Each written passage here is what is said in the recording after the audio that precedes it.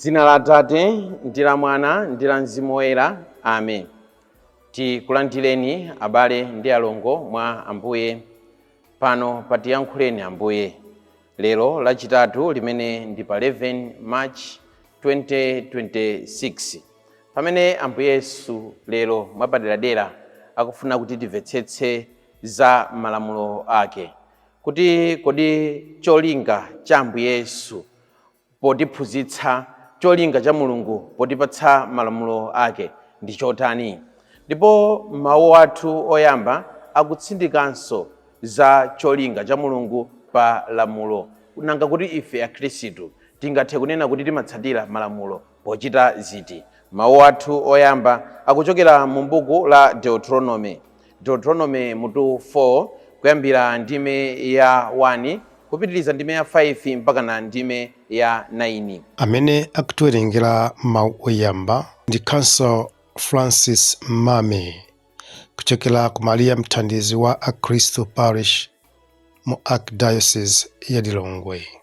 Ndipo uthenga wabwino wa lero ukuchokera mu uthenga wa Mateyo mutu 5 kuyambira ndime ya 17 kulekezera ndime ya 19.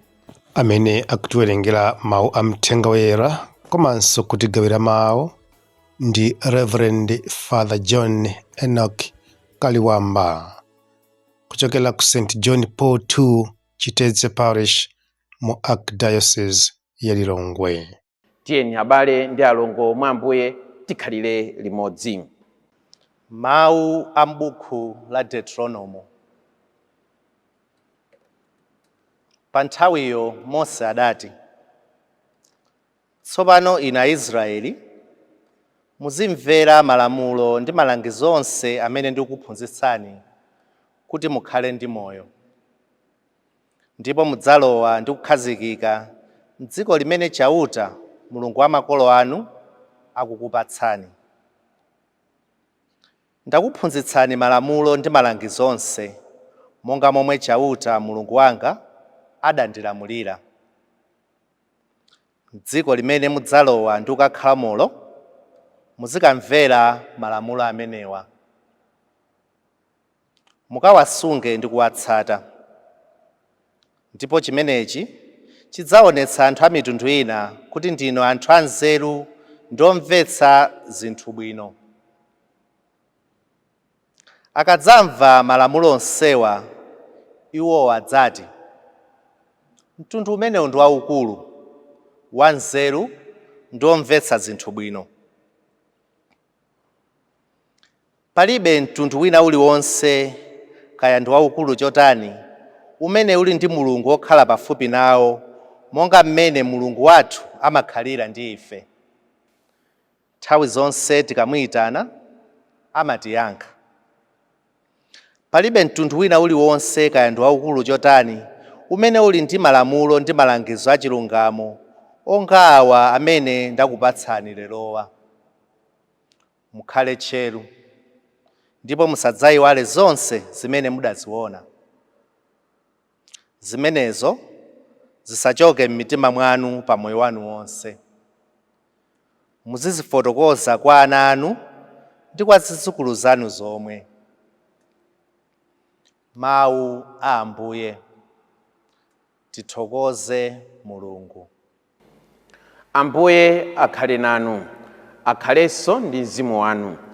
Mawu a muthenga wabwino monga adalembera Mateyo oyera. Ulemu kwa inu Ambuye. Pa nthawi yomweyo Yesu adati, musamaganiza kuti ndidadzathetsa malamulo a Mose ndiponso zophunzitsa za aneneri. Inetu sindidadzere kudzawathetsa koma kudzawafikitsa pachimake penipeni. Ndithu ndikunenetsa kuti kuthambo ndi dziko lapansi zisanathe, sipadzachoka kalemba nkang'ono komwe kapena kankodolera pa malamulowo mpaka zonse zitachitika. Choncho aliyense onyozera limodzi mwa malamulo amenewa, ngakhale laling'ono chotani, nkumaphunzitsa anthu ena kuti azitero, adzakhala wang'ono ndithu mu ufumu wakumwamba. Koma aliyense amene amawatsata nkumawaphunzitsa anthu ena kuti azitero, adzakhala wamkulu mu ufumu wakumwamba. Mthenga wa Ambuye. Ulemu kwa inu Ambuye Yesu Khristu. Uthenga wabwino wa lero ndi uthenga umene ife kuti tiumvetse tikuyenera kuti tizindikire kuti Ambuye Yesu pamene iwo amaphunzitsa, zina mwa ziphunzitso zimene iwo amaphunzitsa zimaoneka kunena kuti zikusemphana ndi chikhulupiriro komanso ziphunzitso zimene Aisraeli amazidziwa kuchokera mwa aphunzitsi amalamulo, kuchokera ngakhalenso mwa Mose amene. Kotero kuti panali mgwirenigwireni pakati pa Ambuye Yesu komanso aphunzitsi amalamulo, Afarisi, chifukwa cha kukanukana pa ziphunzitso zina. Zina mwa ziphunzitso zimenezi zinali ziphunzitso zakuziyeretsa, ziphunzitso zokhudza kusunga tsiku la Sabata.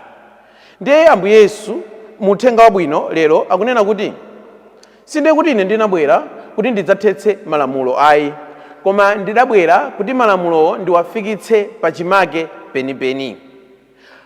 Kuti ife timvetse bwino uthenga wabwino uwu, uthenga umenewu ukuchokera pa zophunzitsa zija zapaphiri, zimene anthu akuziona kunena kuti ndi zophunzitsa zimene zili zovuta. Koma Ambuye Yesu notsopano akuwauza kunena kuti ayi, musazione kuti ndi zovuta, chifukwa chonena kuti ine ndidabwera kuti malamulowo ndiwafikitse pachimake penipeni. Ndipo sizidzachitika kunena kuti ngakhale ndikankodolera komwe kachoke pa malamulo a Mulungu. Tingopezerapo mwayi. Mbuyomu zaka zapitazo kumaveka manarrative oseketsa kwambiri. Amapanga segregate ma social media amu, anthu nkumagawana, akatolika nkumatentheka, akatolika nkumasowa mopumira, ena nkumachitana zophuma. Ati aya papa achotsa ena mwa malamulo a Mulungu, ndipo malamulo a Mulungu atsala malamulo ochepa, izi za sataniki, mpingo umene wa sataniki. Choti tidziwe kunena kuti mpingo wa Katolika ni mpingo umene uli okhazikika pa zosiyanasiyana za mpingo, church tradition, ni mpingo umene uli okhazikika pa chiphunzitso cha mpingo, magisterium, ni mpingo umene uli okhazikika pa malembo, sacred scriptures. Kotero kuti mpingo umadziwa bwino lomwe zimene malembo oyera amanena, zimene malembo oyera amaphunzitsa zokhudza malamulo a Mulungu. Pamene Ambuye Yesu akunena kuti ngakhale kankodolera komwe sikadzachoka pa malamulo a Mulungu mpaka na kumathero a dziko lapansi, mpingo wa Katolika mawu amenewa umawadziwa ndipo umawasinkhasinkha. Kotero kuti sizingatheke apapa kupanga intervene with divine law kapena ndi malamulo amene ali a Mulungu, because apapa is not a lawgiver. Apapa si amene adapanga lamulolo ayi, mpingo si umene udapanga lamulolo ayi. Chifukwa choti mpingo si umene udapanga lamulo, sungakagwire malamulo amene iwo ulibe mphamvu. Kotero kuti izi zimazungulira zonena kuti aya apapa atachotsa ena mwa malamulo ndi zabodza, sizoona ndipo sizingachitike. Kenaka tatiyeni tibwereni kumaphunziro a lero. Ambuye Yesu akufuna kunena kuti pamene ife tikunena kuti ndife akhristu ndipo timawasunga malamulo, malamulo adzioneka mu zimene ife tikuchita. Tikamanena kunena kuti malamulo a Mulungu timawasunga, malamulo a Mulungu timawadziwa, tizizifunsa funso lina lonena kuti koma kuti malamulo a Mulunguwo ndimene ndikuwadziwa pamene ndikuoneka kuti ndimawadziwa onse, ndimawasunga. Kuti tifunsane Akatolika kunena kuti tanenani malamulo a Mulungu, pofika panopa Akatolika ambiri timawadziwa malamulo onse ndipo tingathe kuwanena pa mtima. Usapembedze Mulungu wina koma ine ndekha, usatchule pachabe dzina la Ambuye Mulungu wako, uzikumbukira kuyeretsa tsiku la Mulungu, lemekeza atate ako ndi amayi ako, ndipo tingathe kumaliza mpaka na lamulo la namba 10. Mukadzamaliza malamulo kuwanena mudzadzifunse kuti koma ndimawasunga, koma malamulowa akufika pachimake penipeni mwa ine. Zingathe kutheka atu kuti malamulo a Mulungu mukuwadziwa, zingathe kutheka atu kuti malamulo a Mulungu ndikuwadziwa, koma mwina tikulephera kuwasunga. Aja amene timanena kunena kuti apapa mwina adachotsa, apapa mwina achotsa malamulo ena, kodi ife sitikuwachotsa malamulowo? Mwina atu amene tikuwachotsa ndife amene timakhala pakalikiliki kumaona ngati unena kuti malamulo tikuwasunga sindipha, koma nthawi yomweyo timakhala kuti amene ojama ndibowa sindifunanso kumuona mwaphakale. Zikatero ndiye kuti simunasunge cholinga cha lamulocho. Palamulo lina lonse pali cholinga chake. ndipo ife tizisunga cholinga cha lamulocho. Tikatero ndekuti lamulo lija likufika pachimake penipeni mwa ife. Pamene Ambuye Yesu akufuna kuti malamulo asungike, malamulo afikitsidwe pachimake penipeni, Ambuye Yesu akudalira inu. Kodi inu mmene mmasungira malamulo a Mulungu waja, Ambuye Yesu nkubwera lero angathe kudzanena kuti malamulodi a Mulungu afika pachimake penipeni pa zimene zija mmachita zija? Kodi Ambuye Yesu angatodzanena kunena kuti malamulo a Mulungu afikadi pachimake penipeni ndi zija zimene ine mmachita zija? Amene tumumalize ntchito yowafikitsa malamulo a Mulungu pachimake penipeni ndi inu komanso ine. Kodi zimenezi tikuzikwaniritsa? Kenaka pamene Ambuye Yesu akupereka zophunzitsa zimene zikuoneka kunena kuti ndi zovuta kuzikwaniritsa, ndipo nkumanena kunena kuti ndabwera kunena kuti malamulo ndafikitse pachimake penipeni, apa ndi pambuyo ponena kuti Ambuye Yesu akuphunzitsa pa phiri paja pa zakudala kwenikweni, ndipo anthu akuona kunena kuti hayi Ambuye Yesu akutiuza zinthu zimene ife zikuoneka kuti ndi zazikulu. Chimene Ambuye Yesu afuna atiuze kunena kuti he is not an inconvenience God. Chimene Ambuye Yesu afuna atiuze kunena kuti si Mulungu amene ife timenena kuti tipiteko chifukwa chonena kuti tasowa kolowera, chifukwa chonena kuti ndi Mulungu amene akuoneka kuti ndi ophweka. Ambiritu ali pakalikiliki, amafuna mpingo osati mpingo umene wapezetse chipulumutso, amafuna mpingo koma mpingo umene ukuoneka kuti ndi ophweka. Ine ndili ndi mitala, ndifuna mpingo onena kuti ukavomere mitala yangayo. Ine ndimakonda mowa, ndikufuna mpingo onena kuti za mowa zangazo ukazilandire. Ine ndimakonda chakudya ichi, ndikufuna mpingo onena kuti chakudya chimenechi ukachilandire. Mulungu wathu amene ife timamutsatira, Mulungu wanu amene inu mumamutsatira, si Mulungu wophweka, ndi Mulungu amene malamulo a Mulungu amafikitsa pachimake penipeni. Mungathe kumakhala nkumasakasaka mpingo umene uli ophweka, mungathe kumakhala nkumasakasaka chikhristu chimene chili chophweka, mungathe kumakhala nkumasakasaka chikhulupiriro chimene chili chophweka, koma kumbukirani kunena kuti ngati mpingo uli wa Mulungu, Mulungu amene anawuyambitsa akufikitsa malamulo pachimake penipeni. Ngati kwanuko kumpingoko malamulo sadafike pachimake penipeni, ndi masanje ndiye kuti amene mukupangawo, ndi masanje ndiye kuti amene ife tikupangawo. Koma Mulungu amene tonsefe timankhulupirira, ndipo Mulungu amene inu mudzimusakasaka, akhale Mulungu amene malamulo akufika pachimake penipeni, ndipo amene mukuwafikitsa malamulo pachimake penipeni ndiye ndinu. Kenaka kumapeto kwa zonse tikumva kunena kuti Ambuye Yesu muthenga wake wa Mateyo akunena kuti koma aliyense amene amawatsata nkumaphunzitsa anthu ena kuti azitero adzakhala wamkulu mu ufumu wakumwamba. Akuti wina aliyense amene amawatsata malamulo nkumaphunzitsa anthu ena kuti adziwatsatanso nkumawasunga malamulo adzakhala wamkulu mu ufumu wakumwamba.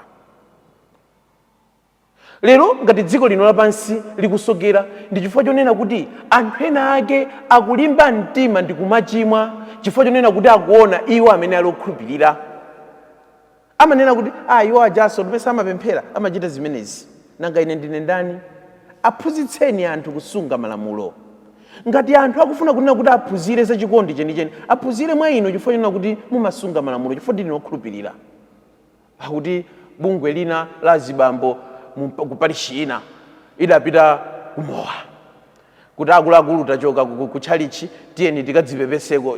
Anthu amati kudzipepesa kama khauti adzichimwira chani kaya, ndi akuti adapita kumene kuja ndiye akumwa, adapeza kunena kuti nthawi pamene mati 10 o'clock koma anthu akuoneka kuti chidwi chotachokeko kumowako kulibe. Ndi anena kuti munthu ina anakumbutsa nati akuluakulu paja mawa Monday being Monday otumikira ndife azibambo, bwanji tionetsetse kuno kuti kamati 11 o'clock tizipita kuti tipite kutchalichi mawa tili fresh tizikatha kutsogolera bwino nyimbo. Adagwirizana deal sealed, tichokeke kamati 11 o'clock. Pamene mati 11 o'clock palibenso munthu amenenso adakumbutsa. What next? Adadzaona wansembe wawo mafumu wawo akulowaso nawonso nkukakhala mbali inayo yakubala, si yemwe kugwetsa mabotoloku bambofumuso akugwetsanso mabotolo akenso uko. Idakwana 12 koloko popanda kukumbutsa, idakwana 1 koloko popanda wina aliyense kukumbutsa. Ndi wina anena kuti akuluakulu paja tikulimisa zimene tikupangazi sizitithandiza. Ndiye kumapeto kwa zonse ino tsopano anagwirizana kuna kuti bwanji kamati 2 o'clock exactly tosefe tizipita kuti tikapite ku nsembe ya misa. Pamene makwana 2 o'clock nthawi yomweyo DJ wakubala anatibula nyimbo latest bambo pensulo anthu onse acho tisiye nyimbo iyi ina kuti yobeba tiye tikuvina kwemweyi ndi wina anataka kumakula kuti this is too much, let us go back home. Ndi wina anena kuti inu mukuvutika chani, wansembe opempheretsayo opangitsa misayo tili naye konkuno, inu muvutika chani? Anthu ena ake akulimba mtima ndi kumachimwa chifukwa akuona inu amene mmapemphera, inu amene munasiya zonse muti ndinu ansembe, inu amene munasiya zonse muti ndinu asistere, inu amene muti ndinu atumiki, ndinu agulupa, inu amene mukunena kuti ndinu akhristu mmaopa Mulungu. Akunena kuti koma wodala iye amene amaphunzitsa anthu kuti azitsata ndi kusunga malamulo. Kodi anthu akamakuonani akamatsatira zimene inu mukuchita salimba mtima muchimo wawo ndipo akusungabe malamulo? Ngati akulephera kusunga malamulo chifukwa cha inu, yambaniso ulendo watsopano mu nyengo ino ya Lenti. Anthu azisunga malamulo, anthu adziwaopa malamulo a Mulungu chifukwa chakuti nanunso malamulo a Mulungu mumawasunga, osakhala chilimbikitso cha uchimo mmoyo wa anthu ena. Amen and amen.